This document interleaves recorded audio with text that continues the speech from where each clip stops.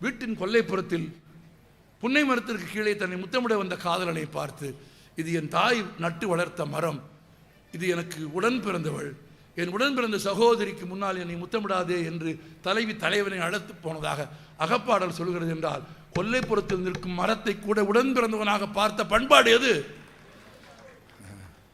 மனிதர்களை கொல்லைப்புறத்தில் நிறுத்தியவர்கள் யார்? மனிதர்களை வாசலில் நிறுத்தியவர்கள் யார்? நாங்களா? ஒரு எல்லைக்கு மேல் வராதே என்று கோடு போட்டது யார்? நாங்களா? தமிழனா? இல்லை. பெரியோரை வியத்தலும் இலனே, சிறியோரை இகழ்தல் அதனினும் இலனே.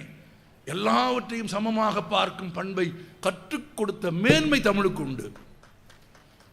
இன்னும் ஒரு வழி மேலே போய் சொல்கிறேன். யாதும் ஊரே யாவரும் கேளீர்.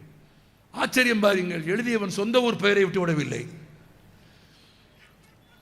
எழுதியவன் தன் பெயர்களை விட்டுவிடவில்லை. கணியன் அவன் பிறந்த ஊரின் பெயரை வைத்துக் கொண்டான். நான் கணியன் என்கிற ஊரில் பிறந்தேன். கணியன் என்பது ஊர் பெயர் என்று ஒரு கருத்து உண்டு.